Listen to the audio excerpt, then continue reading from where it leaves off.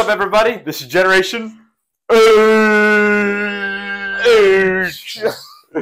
is Carlos, Dylan. Don't forget to hit the subscribe button. Notifications, bells, likes, comments. Any questions you guys have about this, put them in the comments.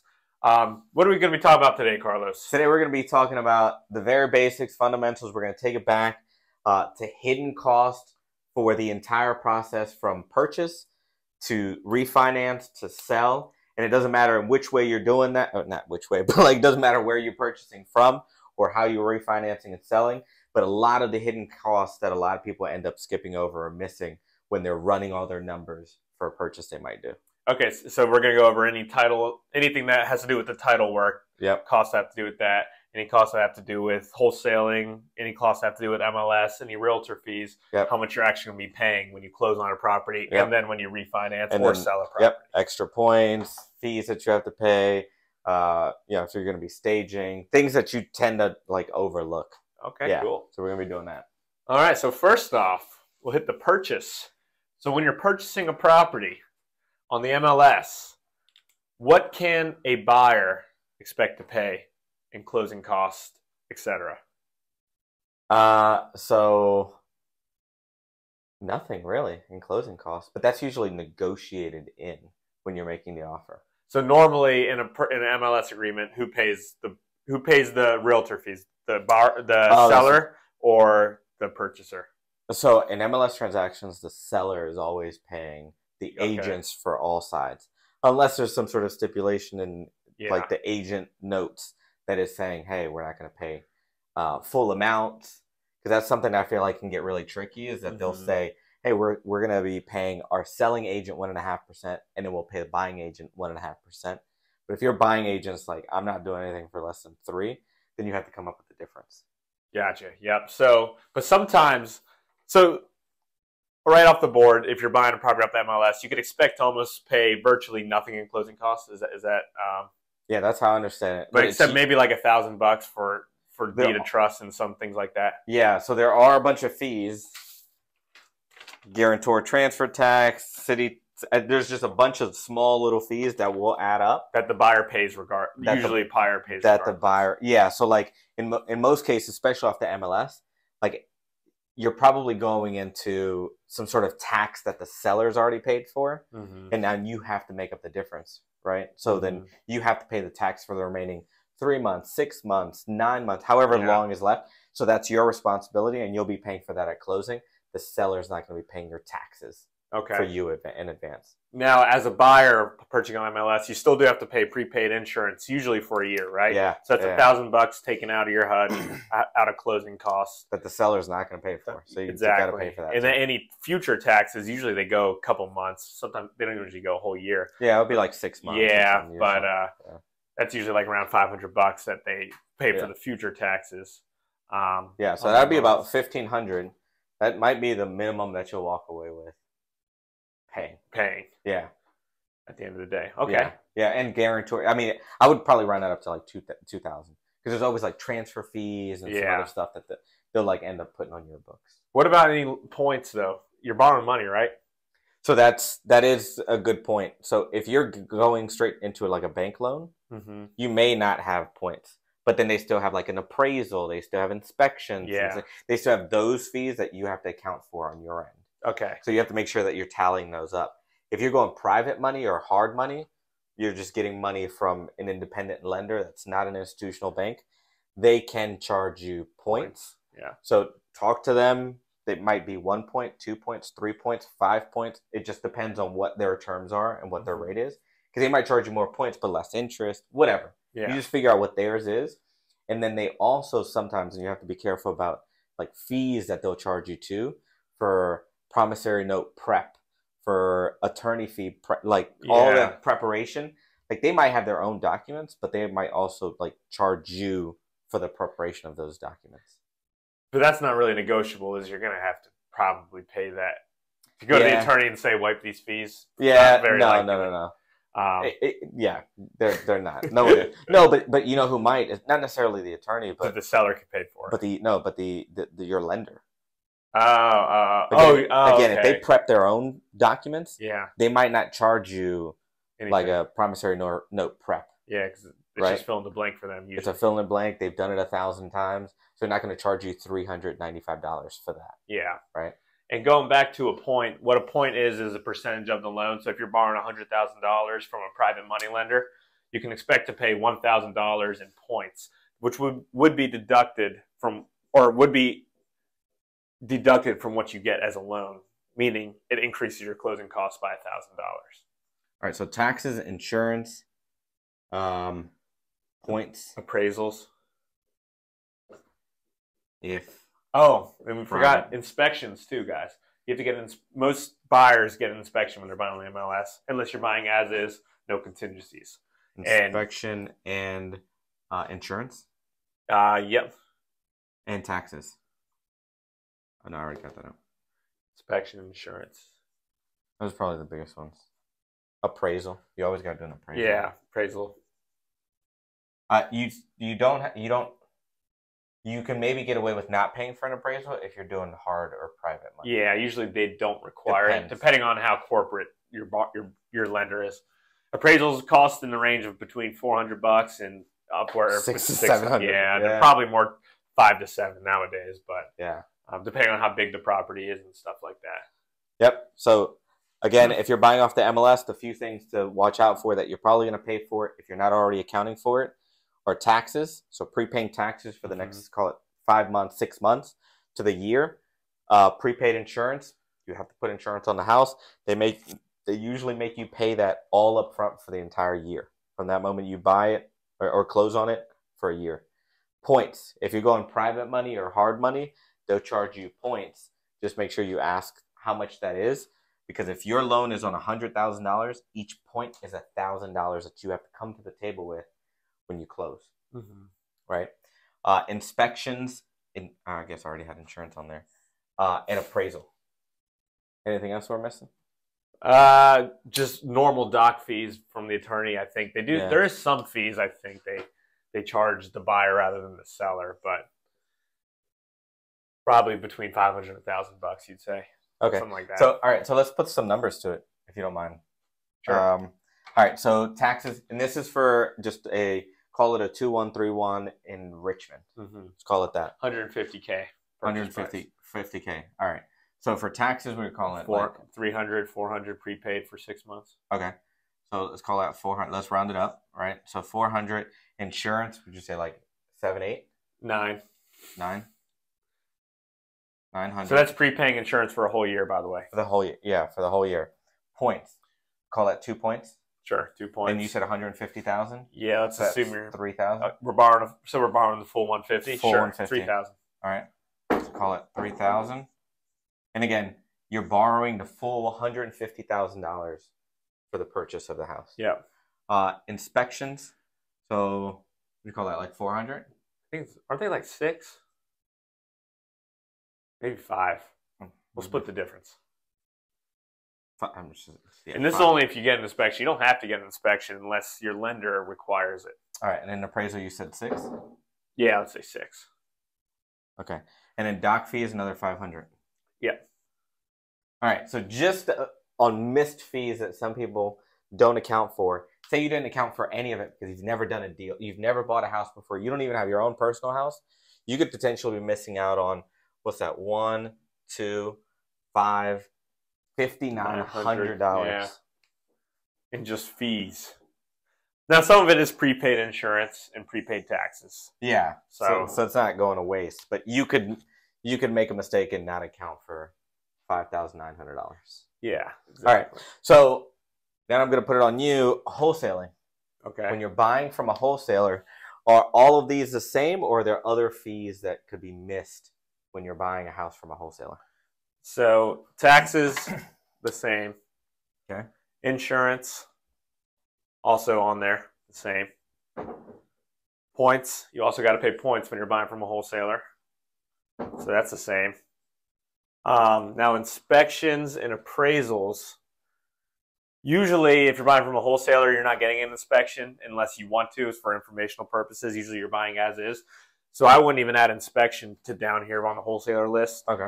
As far as appraisal, that's usually you don't get appraisals either unless you're worried that house isn't valued. So normal people don't pay for that. You can if unless you like get hard like institutional money to lend. Right, you're right. Yeah. Then they might require both of those, or definitely like some sort of, because that's how big. Like if they're outside of the state, then they don't know our market, so they're gonna shoot over an appraiser to look at the house, look at the area, look at the market, and does your ARV, does your after repair value match with what the appraiser says that the house is going to be worth afterwards? So you might or might not have to pay that. Depends who you're borrowing from. Yeah. Normally, typically though, they're not borrowing from it. People aren't borrowing from institutional lenders. But yeah, I would avoid it if you can, because those institutional lenders are going to be more expensive. Yeah. Plus, you want to build more of a network within your own city. And less lenient if you go over on terms or over on the loan amount. All right. So doc fees, right? Those roll over. Yeah. Doc fees. What else? And then there's a bunch of, because usually when wholesalers get a property under contract, they go to the seller, and they promise the seller they're not going to be paying any closing costs.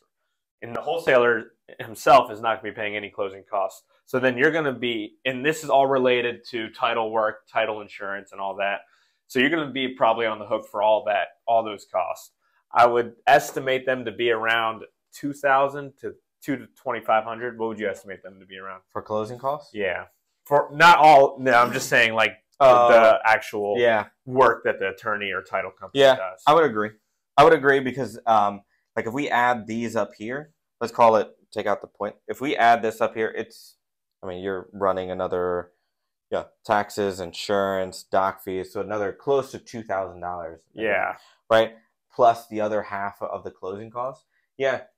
Closing is probably going to run you about $5,000 if you have to pay for everything. In total. Yeah. If you have to pay for everything. So additional closing? Title fees, closing fees.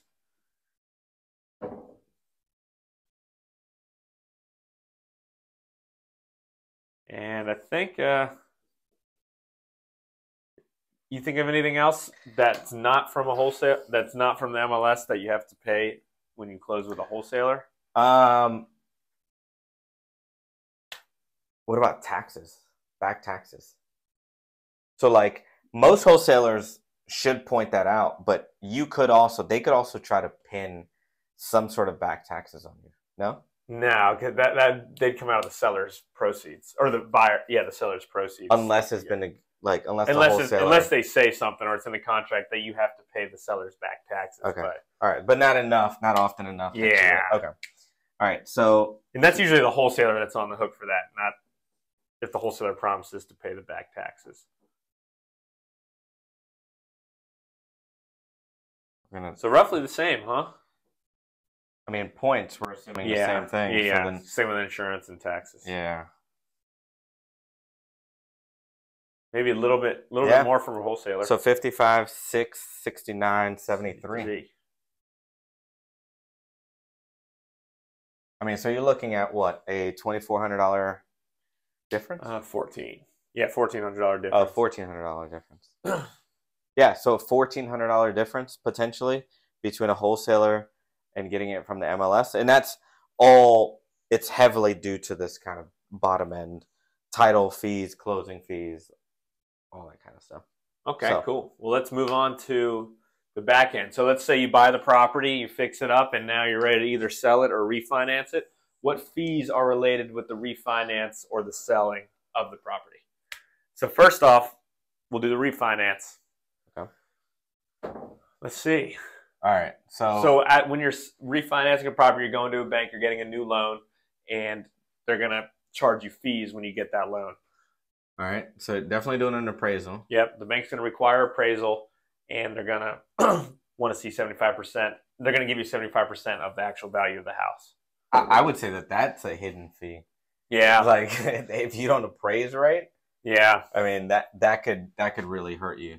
Some lenders require it to be you to pay before the closing date for the appraisal. Some lenders let you put it on the HUD and you can pay it at closing, by the way. Yeah.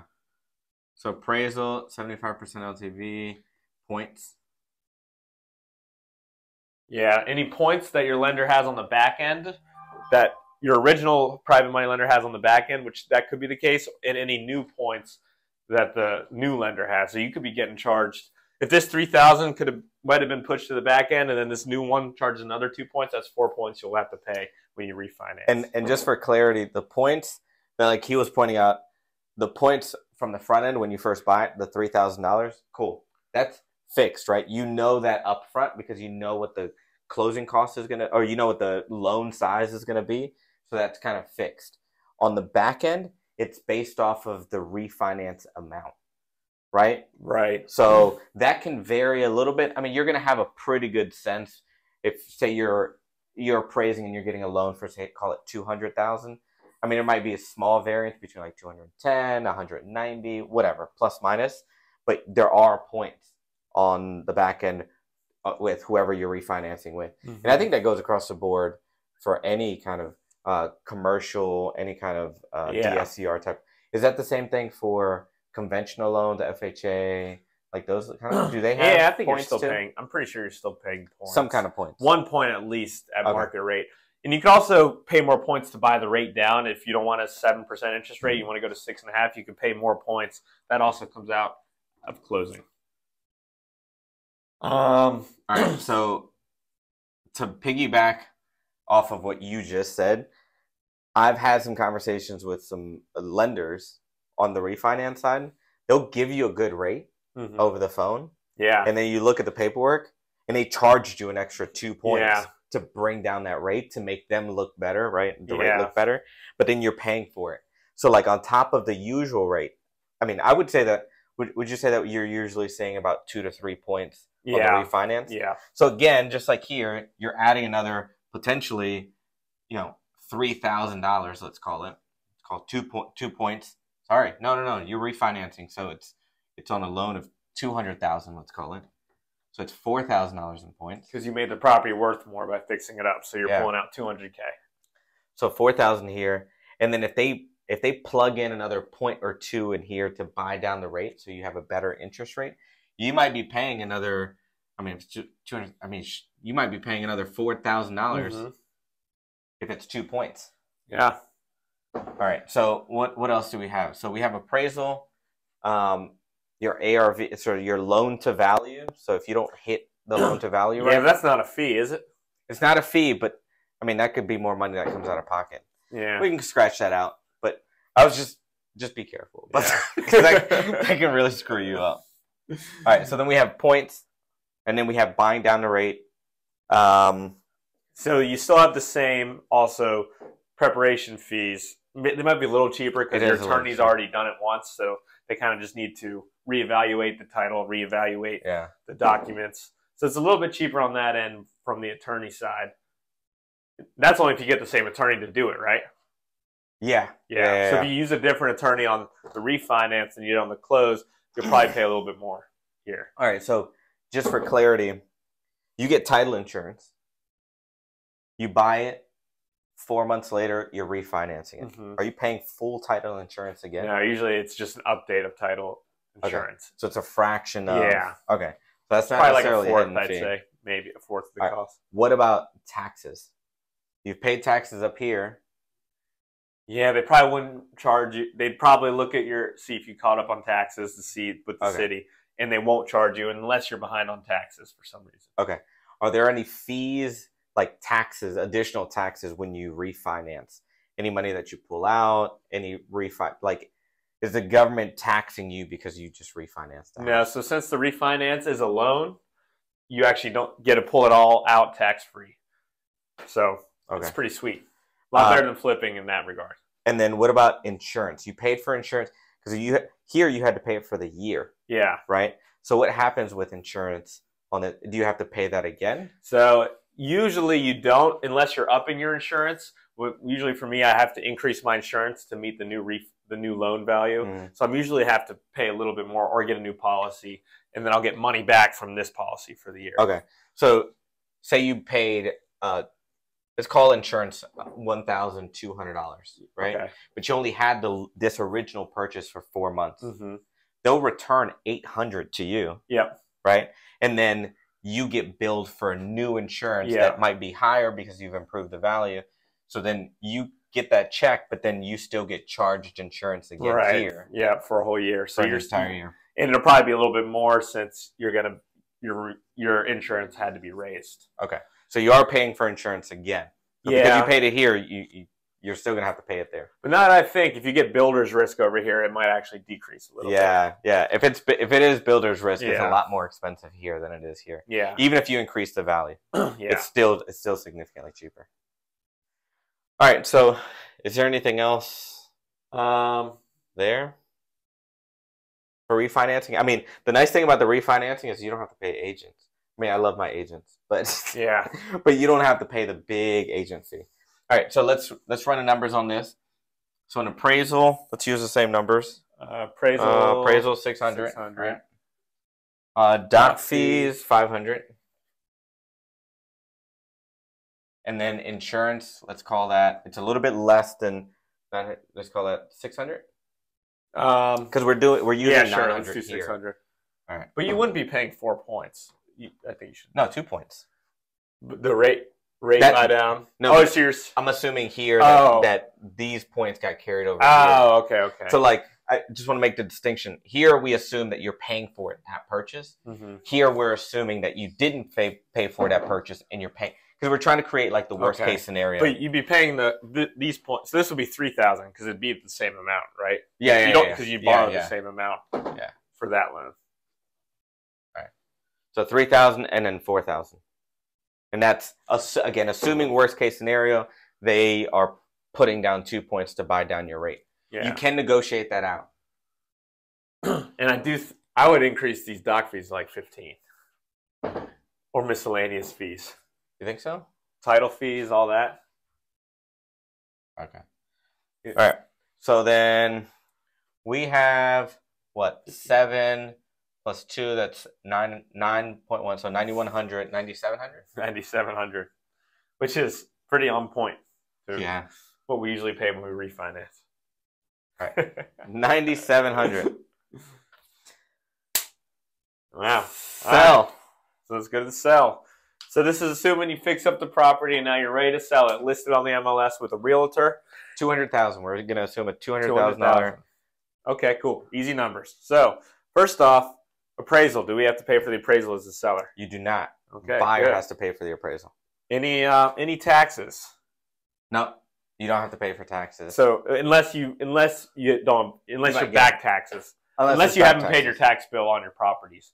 But chances are you're probably going to get like more money added to what you right. They'll just if you've already paid it in advance. Any points? New points? No points. Okay, so no points unless you're of course paying points from this purchase. But yep. I would say something that a lot of people will forget or underestimate is appraisals. All right, not appraisals. Staging. Oh, good point. Yeah, if it's over like 200K, you might want to consider staging it. Good point. And what does that usually run you? So I would say, 2,500. 25. Okay. Yeah. And that's not what the realtor pays for. That's what you pay for, right? Yeah. Okay. Well, I guess it depends on the realtor. Yeah. Because some realtors will pay for it, but I don't think that at a $200,000 price tag they would pay for it. Yeah. Photos. And by the way, who organizes the stager? You or the realtor, and then you pay the realtor back?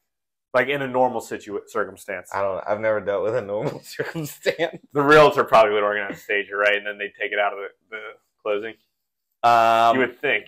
So my most recent conversation was for somebody who's just getting into it. He had to organize the stager. He had to pay for the stager. He had to do everything with the stager. And then the agent coordinated the photographer and paid for the photographer. And interesting. And the price tag on that house being sold is around 200. Okay. So I don't know if that might be normal. I don't know. But photos. No, you bring it up. So photos usually you pay for, right? Not the agent. Or does the agent usually pay for photos for you? It's in-house. Yeah, it's I'll pay for it anyways. When you used to list with a realtor? They would pay for it. Yeah. Really? Mm-hmm. Oh, I didn't know that. I thought they would always get reimbursed at closing. Maybe yeah. No. I don't know. No, I think they would pay for it. So what if the house doesn't sell? You owe them the money back?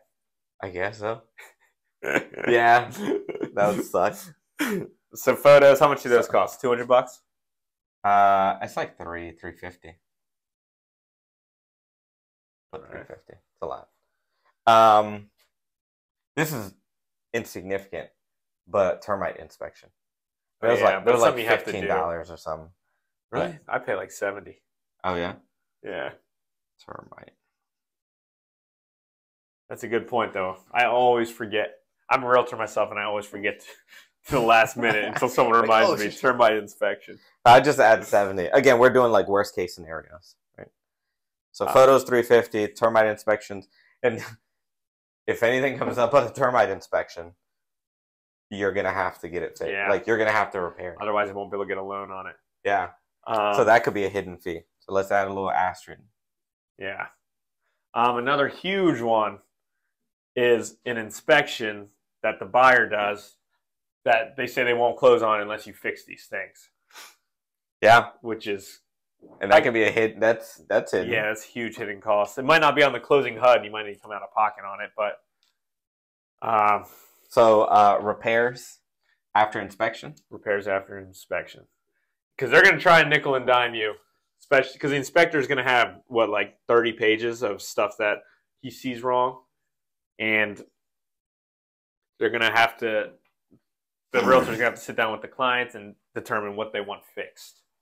And depending on what kind of market it is, buyer, seller, market, that number can vary significantly. Yeah, they might want everything fixed.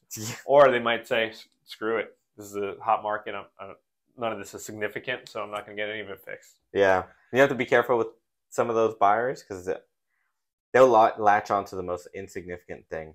Yeah. And they're just like, well, I'm just not going to close on it then. Yeah. And at that point, they have the leverage because they can back out unless they did unless they're buying it as is, where is. All right. So repairs, should we say a minimum of like $1,000? Yeah, at least. Usually range. I would say minimum 15. I would say 2%. So then 4,000. Okay. So keep this in mind. I'm just going to write a quick number here. This is about 1.25%. Right? These are small. But then you called this 2%. Okay. What other? And also, you don't have. If sometimes you can negotiate with the other agent to say, "We'll just give you a credit at closing of $4,000 instead of doing any repairs." Yeah. So the inspector is going to say an estimate of what it's going to cost to do the repairs. And what I try and do instead of sending contractors out there is just say, "Hey, we see all the repairs. We'll give you $3,000 at closing. Will that work?" And then sometimes they're happy with that. Sometimes they make you do it. And that's such a headache relief to do that as a credit. Because like you'll do the repairs and they're like, but that's not how I wanted it. And it's like, yeah, we fixed it. It works now. And it's like, well, So sometimes it's better just to like let them. You saw it like that, like, and yeah, you're right. Maybe they don't want the tile to look that way. They wanted it to look some other way. But now you just give them money to fix it, basically, or to do something else with it. All right, and then I don't think this is necessarily like a hidden one, but like agents. Oh yeah, that's something that some people forget though sometimes, because the seller is usually always responsible for the agent fees for the buyer's agent and seller's agent. Is that correct? Yeah. So if we're assuming a $200,000 house, right, 6% of that's $12,000. Yeah. So $12,000. Are there any other fees with the agent?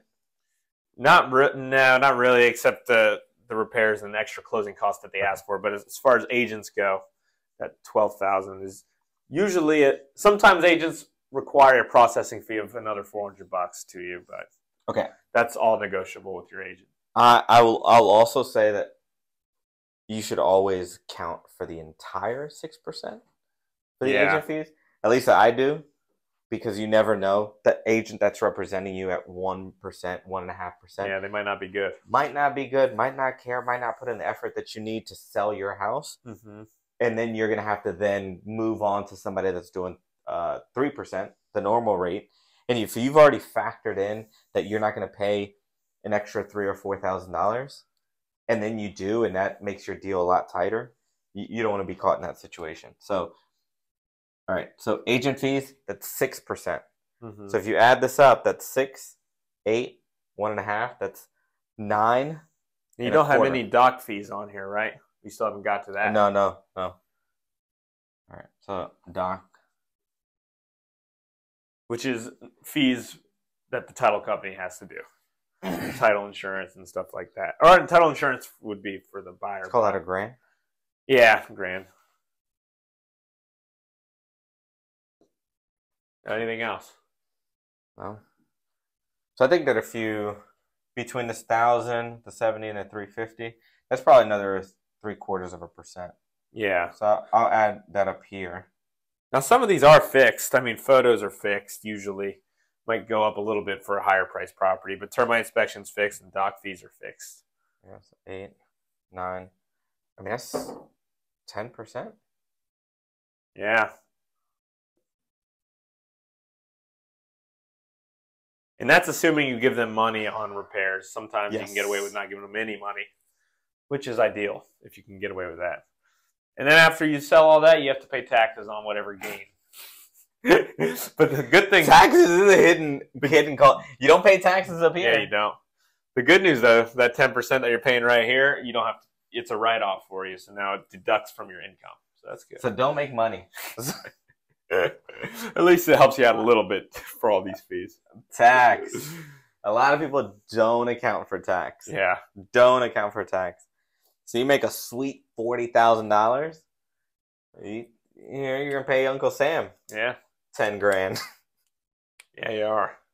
So. All right. Well, hopefully that was helpful. Yeah. Anything we missed? Oh, maybe I should just add this up. Oh, it's 10% of it, so it's 20,000. 20,000. And you can become an agent and keep 3% of the agent fees. That's what we do. Yeah. Just keep it in house. Yeah. All right. So that's it. MLS 5,900. Wholesale, and these are all rough numbers. I'm sure we missed stuff. Wholesaler 73, a little bit more expensive, but you're usually getting a better deal when you're going through wholesalers anyways. Refinancing, the fees are there. It's about 5%. But again, no taxes on any money you pull out. It's almost unlimited.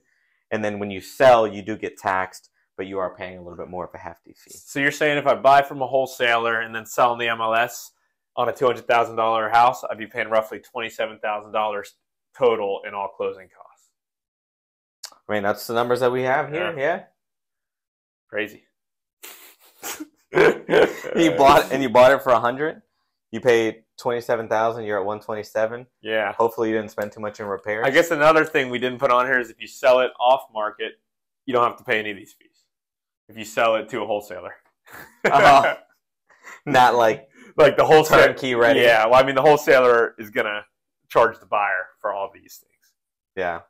So really, you don't pay anything if you want to sell it off market.